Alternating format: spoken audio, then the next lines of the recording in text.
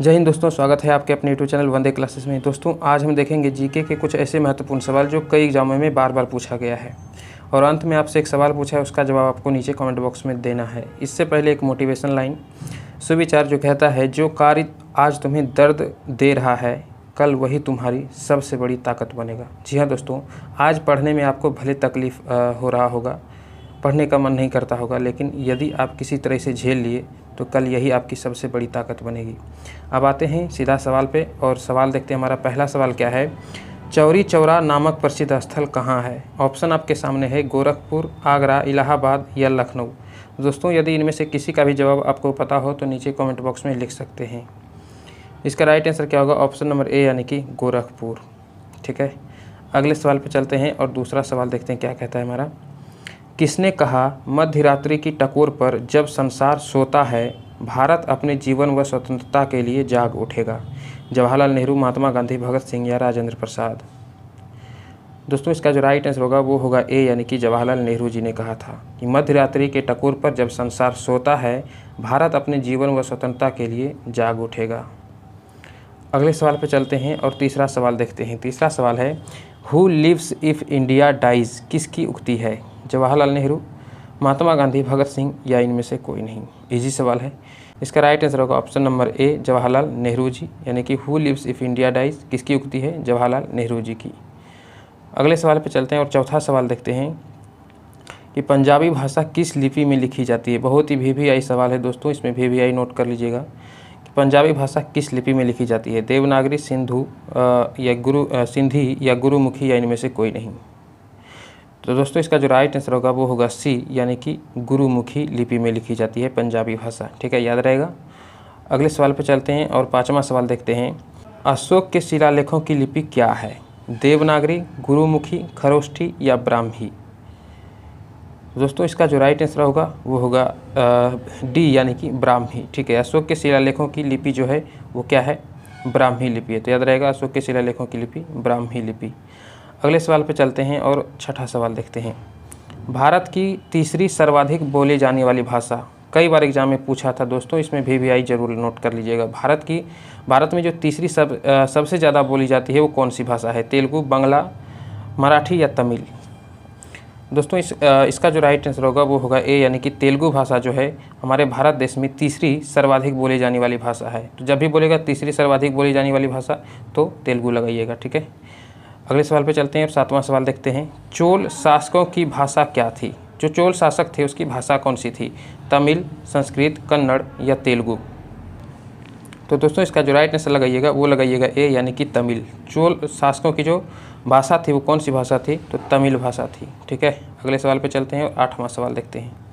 हिंदी भाषा भारतीयों का प्रतिशत लगभग कितना है? 50%, 40%, 45% या 55%। तो दोस्तों इसका जो राइट आंसर होगा वो होगा बी यानी कि 40%। ठीक है, 40%। हिंदी भाषा में भारतीयों की प्रतिशत लगभग कितना है? तो 40%। ठीक है, अगले सवाल पे चलते हैं और 9 नंबर सवाल देखते हैं। भारतीय भाषाओं में हिंदी के बाद विश्व की कौन सी भाषा अधिकतम बोली जाती है? भारत की जो भाषा है उसमें हिंदी के बाद सबसे ज़्यादा क्या बोली जाती है? सबसे ज़्यादा तो हिंदी बोली जाती है, उसके बाद कौन सी भाषा बोली जाती है? मलयालम, तमिल, तेलुगु या बांग्ला। तो दोस्तों इसका राइट आंसर होगा ऑप्शन नंबर डी यानी कि बांग्ला। ठीक है, भारत में हिंदी भाषा के बाद सर्वाधिक जो भाषा बोली जाती है वो बांग्ला भाषा बोली जाती है। अगले सवाल पर चलते हैं और 10वां नंबर सवाल देखते हैं। गोवा की स्वीकृत राजभाषा क्या है? सारे क्वेश्चन सिलेक्टेड हैं, कई बार एग्जाम में आए हुए हैं, तब मैंने इसको इस वीडियो में सेलेक्ट किया है। तो किसी भी क्वेश्चन को स्किप मत कीजिएगा, सारे क्वेश्चन को एक तरफ से नोट कीजिए, देखिए और समझिए। गोवा की स्वीकृत राजभाषा क्या है? कोंकणी, गुजराती, मराठी या पुर्तगाली। दोस्तों इसका जो राइट आंसर होगा वो होगा ए यानी कि कोंकणी। गोवा की जो स्वीकृत राजभाषा है वो कोंकणी भाषा है। ठीक है, अगले सवाल पे चलते हैं और 11 नंबर सवाल देखते हैं। निम्नलिखित में से किस भक्ति संत ने अपने संदेश के प्रचार के लिए सबसे पहले हिंदी का प्रयोग किया? दादू, तुलसीदास, रामानंद या कबीर। दोस्तों इसका जो राइट आंसर लगाइएगा वो लगाइएगा सी यानी कि रामानंद जी ने। ठीक है, रामानंद जी जो थे भक्ति के संत थे, उन्होंने ही अपने संदेश के प्रचार के लिए सबसे पहले हिंदी शब्द का प्रयोग किया। ठीक है, हिंदी शब्द का प्रयोग सबसे पहले किसने किया? रामानंद जी ने। अगले सवाल पे चलते हैं और 12 नंबर सवाल देखते हैं क्या कहता है। भारत में मनी ऑर्डर प्रणाली कब प्रारंभ हुआ? 1880 में, 1882 में, 1884 या 1907 ईस्वी में? तो दोस्तों इसका जो राइट आंसर लगाइएगा वो लगाइएगा 1880, यानी कि option number A is the right answer. Bharat में मनी ऑर्डर प्रणाली जो शुरू हुई थी कब हुई थी? 1880 ईस्वी में। तो right answer 1880, option A is the correct answer. अगले सवाल पे चलते हैं और 13 नंबर सवाल देखते हैं। इंदिरा गांधी राष्ट्रीय मानव संग्रहालय कहाँ है? भोपाल में, गुवाहाटी में, चेन्नई में या बस्तर में? इसका राइट आंसर क्या हो जाएगा? ऑप्शन नंबर ए लगाइएगा, यानी कि भोपाल। ठीक है, इंदिरा गांधी राष्ट्रीय मानव संग्रहालय जो है ये कहाँ पे है? तो भोपाल में है। ठीक है, इंदिरा गांधी मानव संग्रहालय भोपाल में, option number A is the right answer. अगले सवाल पर चलते हैं और 14 नंबर सवाल क्या कहता है। भारतीय सर्वेक्षण विभाग का मुख्यालय कहाँ स्थित है? हैदराबाद में, नई दिल्ली में, चंडीगढ़ में या देहरादून में? तो दोस्तों इसका जो राइट आंसर है वो होगा डी, यानी कि देहरादून में स्थित है। ठीक है, भारतीय सर्वेक्षण विभाग का मुख्यालय कहाँ है? देहरादून में। अगले सवाल पे चलते हैं और अगला सवाल है 15 नंबर सवाल। राजस्थान स्थित जावर की खानें किस खनिज के लिए प्रसिद्ध है? राजस्थान में स्थित है एक जावर की खानें। ठीक है, ये किस चीज़ के लिए प्रसिद्ध है? ऑप्शन है जास्ता, तांबा, लोहा या इनमें सभी? तो दोस्तों इसका राइट आंसर ऑप्शन नंबर ए लगाइएगा, यानी कि जास्ता के लिए प्रसिद्ध है। राजस्थान में जो जावर की खानें स्थित है वो किसके लिए प्रसिद्ध है? तो जास्ता के लिए प्रसिद्ध है, याद रहेगा। अगले सवाल पर चलते हैं और 16 नंबर सवाल देखते हैं। धार्मिक कविताओं का संकलन कुरल जो है किस भाषा में है? ग्रीक, पाली, तेलुगु या तमिल? तो दोस्तों इसका राइट आंसर लगाइएगा ऑप्शन नंबर डी, यानी कि तमिल भाषा में। ठीक है, धार्मिक कविताओं का संकलन कुरल जो है किस भाषा में है? तो तमिल भाषा में, याद रखिएगा। कुरल तमिल याद कर लीजिए। कुरल जो है तमिल भाषा में है। अगले सवाल पर चलते हैं और 17 नंबर सवाल देखते हैं। ग्रांड ट्रंक रोड किसने बनवाई? इजी है लेकिन पूछा गया सवाल है। ग्रांड ट्रंक रोड किसने बनवाई? अकबर, जहांगीर, शाहजहां या शेरशाह? तो लगभग सबको पता होगा, इसका राइट आंसर होगा शेरशाह सूरी, यानी कि option number D is the right answer. Grand trunk जो रोड है इसको शॉर्ट में हम जीटी रोड भी बोलते हैं। एक मिनट, शॉर्ट में इसको हम जीटी रोड भी बोलते हैं, यानी कि ग्रांड ट्रंक रोड। ठीक है, इसका निर्माण किसने करवाया था? तो शेरशाह सूरी ने करवाया था। ठीक, अगले सवाल पे चलते हैं और ये रहा 18 नंबर सवाल। स्वर्णिम चतुर्भुज परियोजना किससे संबंधित है? स्वर्णिम चतुर्भुज परियोजना। ठीक, सड़क परिवहन, वायु परिवहन, जल परिवहन या रेल परिवहन?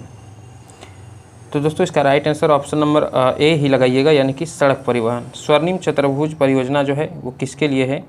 तो सड़क परिवहन के लिए है, सड़क परिवहन से संबंधित है। ठीक, अगले सवाल पे चलते हैं और 19 नंबर सवाल देखते हैं। विश्व का सर्वोच्च पर्वत शिखर एवरेस्ट नेपाल में किस नाम से प्रसिद्ध है? त्रिकुट, धवलगिरी, गौरी शंकर या सागरनाथ? दोस्तों इसका राइट आंसर लगाइएगा ऑप्शन नंबर ए, यानी कि त्रिकुट के नाम से प्रसिद्ध है। विश्व का सर्वोच्च पर्वत शिखर जो है एवरेस्ट, यानी कि नेपाल में स्थित है। तो नेपाल में वह किस नाम से प्रसिद्ध है? नेपाल में उसे लोग किस नाम से जानते हैं? तो राइट आंसर लगेगा त्रिकुट। ठीक है, एवरेस्ट शिखर जो है नेपाल में उसे त्रिकुट के नाम से जाना जाता है।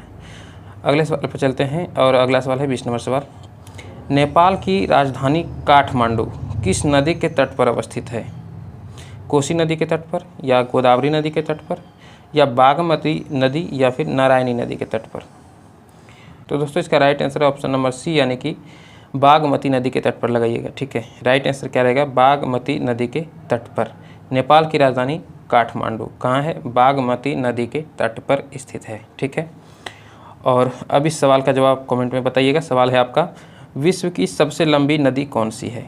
गंगा, नर्मदा, नील या बेतवा? सोच के लगाइएगा, यहाँ पूछा गया विश्व की सबसे लंबी नदी। ठीक, तो कमेंट सेक्शन में लिख दीजिएगा इसका राइट आंसर क्या होगा। और यदि वीडियो पसंद आई हो तो अपने दोस्तों के बीच इसे शेयर कीजिएगा, एक लाइक कर दीजिएगा, और चैनल पर नए हैं तो इसी तरह के इंपॉर्टेंट वीडियो के लिए हमारे चैनल को सब्सक्राइब भी कर लीजिएगा। तो मिलते हैं नेक्स्ट वीडियो में, तब तक के लिए जय हिंद।